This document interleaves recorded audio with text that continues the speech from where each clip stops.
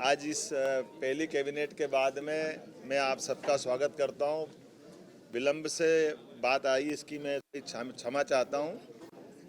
2-3-4 बड़े, वैसे तो हमने काफ़ी निर्णय किए हैं इस कैबिनेट की बैठक में, जिसके माध्यम से दूरदृष्टि से, दूरगामी दृष्टि से स्टेट के वो बड़े सबके लिए हित में भी रहेंगे। कुछ उल्लास के और अच्छे भी निर्णय हुए हैं। जैसे फूड सेफ्टी नियम लागू होने के बाद खुले में मांस या अंडे की दुकान चलाना, ये भारत सरकार ने भी इसमें दिशा निर्देश जारी किए हुए हैं। इस चीज़ को कड़ाई से लागू करने के लिए हमने कैबिनेट में इसके संबंध में तैयारी करने के लिए कहा है।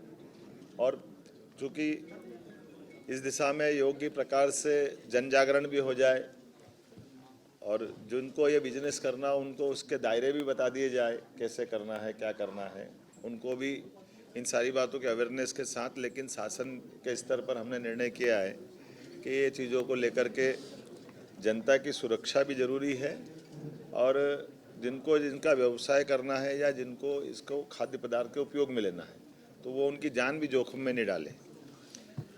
एक निर्णय हमने किया है कि हर ज़िले के अंदर युवाओं के लिए एक एक्सीलेंस कॉलेज बनाया जाए,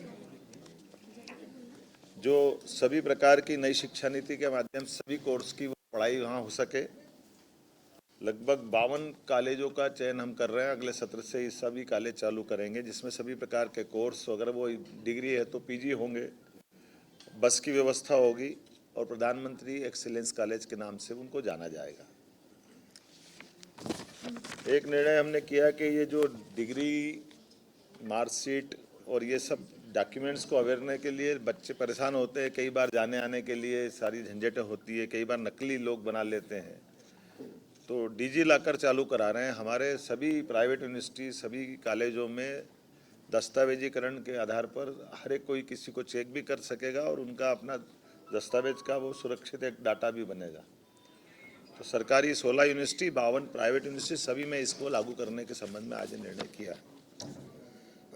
एक आदतन अपराधी जो बार बार अपराध करता और छूट जाते हैं, इनके लिए होम डिपार्टमेंट से कहा है तो 437, 38, 39 के अंतर्गत सीआरपीसी में इन पे दंडात्मक कार्रवाई करते हुए उनकी अगर जमानत भी होगी तो जमानत निरस्त कराएं, ताकि क्राइम पे कंट्रोल करने की दिशा में लॉ एंड ऑर्डर की दृष्टि से बड़ा महत्व का निर्णय है।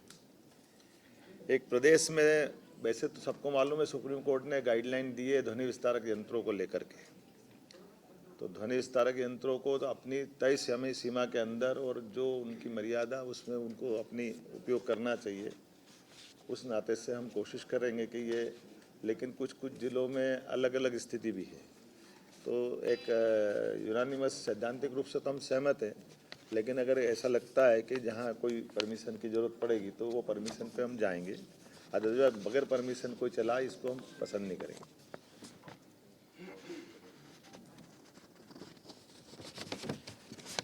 साइबर तहसील तेंदुपत्ता संग्रहण के लिए 3000 की प्रति बोरा की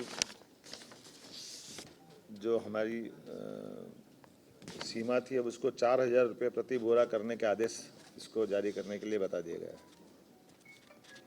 एक साइबर तहसील का दायरा भी 1 जनवरी 2024 से कोई भी अपना दस्तावेज का पंजीकरण कराता है, अर्थात रजिस्ट्री कराता है, तो अलग से नामांतरण कराने के लिए जाए, वो परेशान हो, इसके बजाय जैसे रजिस्ट्रार ऑफिस में रजिस्ट्री कराएंगे उसी समय उसकी सारी प्रोसेस नामांतरण की भी हो जाए। तो ये एक सरलीकरण है जिसके माध्यम से ये ऑलरेडी दस्तावेज बन रहा है, तो बार बार अब विभागों में नहीं जाना चाहिए, ऐसी अपेक्षा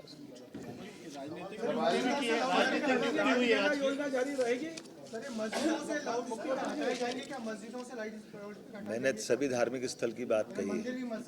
हमने कहा कि धार्मिक स्थल पे अगर कोई इस सीमा का उल्लंघन करेगा तो उसके लिए कार्रवाई करेंगे। अभी विषय तो हमारे बाकी है नहीं। हमने लगाया 15 दिन के अंदर इसमें रिपोर्ट मांगी है और इस पे एग्जीक्यूशन कर रहे हैं। आखिरी आपको जानकारी और देता हूँ, भगवान राम के मंदिर का गर्भगृह का प्रवेश का बड़ा कार्यक्रम 22 जनवरी का होने वाला है और हम सबका सौभाग्य है कि हम सब उसके साक्षी बन रहे हैं। लेकिन हम ये भी नहीं भूले कि जब राम मंदिर आंदोलन में कार सेवकों के ऊपर यूपी की बॉर्डर पे जो अत्याचार हुए थे, तो वो खराब दौर था, कठिन दौर था और उस कष्ट के समय के बात को तो अब याद करना भी कठिन है। लेकिन 500 साल बाद ऐसा मौका आ रहा है जब प्रधानमंत्री जी स्वयं वहाँ उपस्थित रहेंगे। 22 जनवरी को रामलला गर्भगृह में प्रवेश करेंगे। तो राम मंदिर के मार्ग में हम इस बार मध्य प्रदेश सरकार सभी राम भक्तों का हर जिले से राम मंदिर के अयोध्या के जाने वाले मार्ग पे स्वागत करेगी। हम उनका अभिनंदन करेंगे, तिलक रोली लगाएंगे, उत्साह के साथ हम इस पूरे आयोजन में सम्मिलित होंगे और प्रेरित करेंगे कि इस पूरे आयोजन को अविस्मरणीय बनाया जाए। बहुत बहुत धन्यवाद।